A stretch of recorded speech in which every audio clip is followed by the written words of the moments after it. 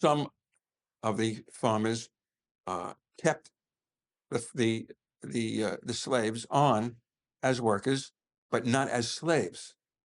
Um, the right here I live in Flatlands, right next to Marine Park. And Marine Park is one of the old Dutch farmhouses still standing on its original site. It's called the Henrik Lot Farmhouse, member of the Lot family, Lott. Right. In fact, many of the Lots lived here in Flatlands. In fact, around the corner here on Flatbush Avenue was a little street called Lot Place, Lot Street. And in Flatbush, there's Lot Place, right off Church Avenue. And if you pardon the pun, there were a lot of lots. Okay. Land lots, and of course the Lot family, one with one T, one with two T's. And the farmers were here well into the 1800s. You mentioned Erasmus. The Erasmus Hall Academy opened in 1787.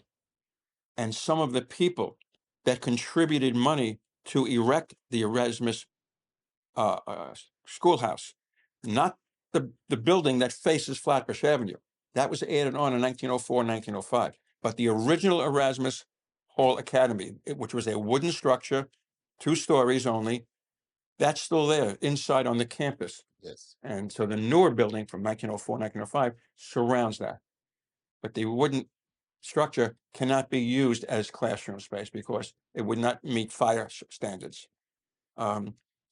So people that contributed money to build the original Erasmus, some of them lived in Flatbush, but some did not. Just to give you an example, Alexander Hamilton, who did not live in Flatbush, contributed money to build Erasmus. So did Aaron Burr.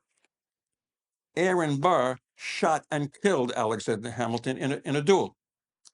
All right. I mean, this is some of the history. So both were contributors to this, to building, to build yeah, the original the original Erasmus. Correct. Erasmus. Also members of the Livingston family, the Vanderbilt family, Judge John Vanderbilt, the Martens family.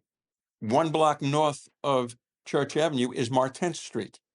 Who was the original Erasmus school built for? It was built. It was a boys' school. It was a boys' It was a boys' school originally. Okay. And then now, so we are at Erasmus. We're now heading back towards the junction. Yeah. We saw the first story building in the junction, one with the dome-shaped Yes. pole that still exists today. Yes. And then the trolley cars came in and then linked up to downtown Brooklyn, to Brooklyn Bridge. Then that's where the whole exodus started. And then across the street from the real estate,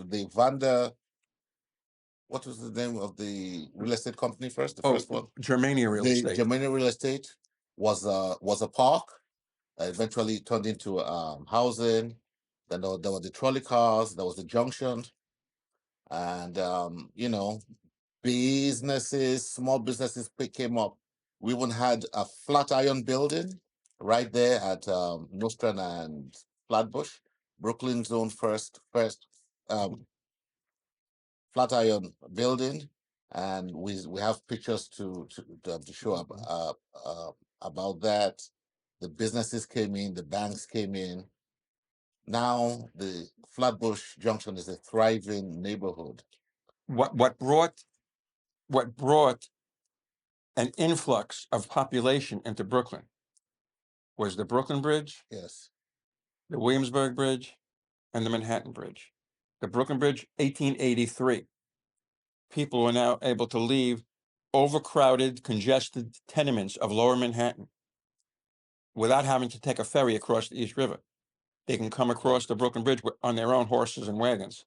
And the Brooklyn Bridge had a train and a trolley on it in the very early years. I remember you had said, right. That's 1883. The Williamsburg Bridge had trains on it, and it opened in 1903. And the Manhattan Bridge opened in 1909. And where did it empty out when it reached the Brooklyn side? Right onto Flatbush Avenue. actually the Flatbush Avenue extension, which was added on to connect it to Flatbush Avenue. The beauty of the junction, I've always say it's diverse population. So you have the Italians on the south side, the Jewish population on the west side, Caribbean community on the east side, and now we have the Bengali South Asian community on the north side. That is what makes the area rich and vibrant. The Caribbean community, when do you think that's population, that migration into Flatbush started? The Caribbean community, I think it probably began in the late 70s into the 1980s. Okay. Once we had a senior white population, they started to move to the suburbs in the 1960s. Robert Moses built the highway system around New York Right. City. Okay. And he was in charge of all the land dealings. And when he started to build these highways, that allowed developers to build suburban communities. Like in the 1940s, Mr. Levitt built Levittown out in Long Island. He also built Levittown in Pennsylvania, in southeastern Pennsylvania, right near Philadelphia. But here in our area, the developers started to buy up land in the 1950s and 60s. And then after World War II, America fell in love with the automobile. So Robert Moses started to build the highway system to take you out of the city. So what happened was you had a lot of the white flight going out and seeing the advertisements. Come out to the greener pastures, green lawns, your own house, flowers, new schools. So a lot of people started moving to Long Island, to New Jersey, and this began an influx, which really started in the 1930s during the Depression. Because during the Depression, a lot of the blacks, although in those days they weren't called black, they were called Negroes. Right. They started to move into the northern cities. Look, because they figured in a big city, maybe they can find work. And they came to New York, they came to Chicago, they came to Washington, Boston, all right, and Baltimore in particular. And that started an influx of the blacks that were already here to move to the north. But then it started the Caribbean community to move as more and more housing was being built, and people were moving out of the area. That brought a lot of the Caribbean community to different areas of Brooklyn and of other parts of the city as well. Did Flatbush really have a strong African American community before the Caribbean community came in? There were, I wouldn't say there was a big black community in Flatbush Okay. until the Caribbean community really started. There were American blacks here, Okay. definitely. But it really probably started the Caribbean influx probably in the 70s. And it became, and that started a lot of the white flight to move out. And that allowed more of the Caribbean community to move in.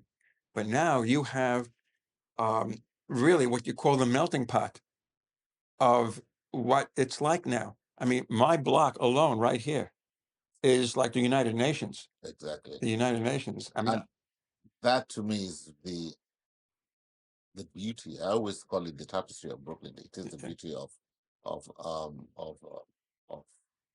Brooklyn.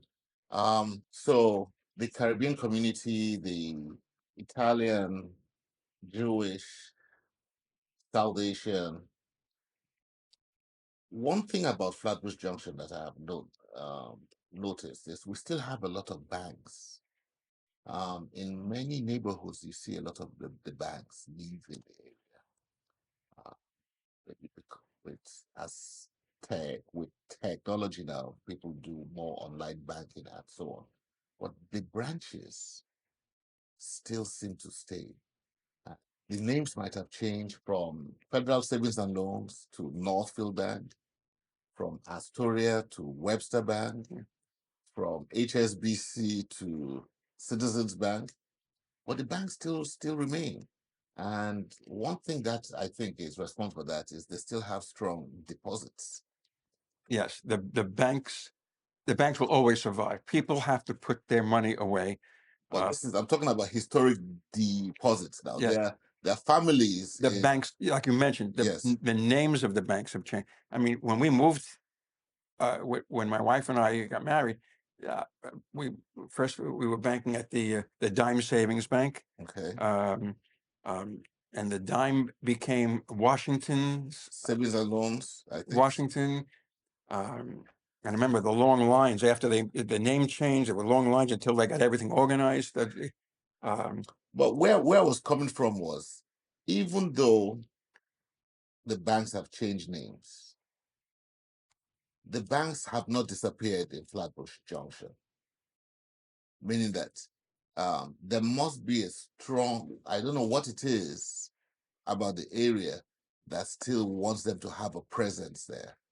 And It's the population.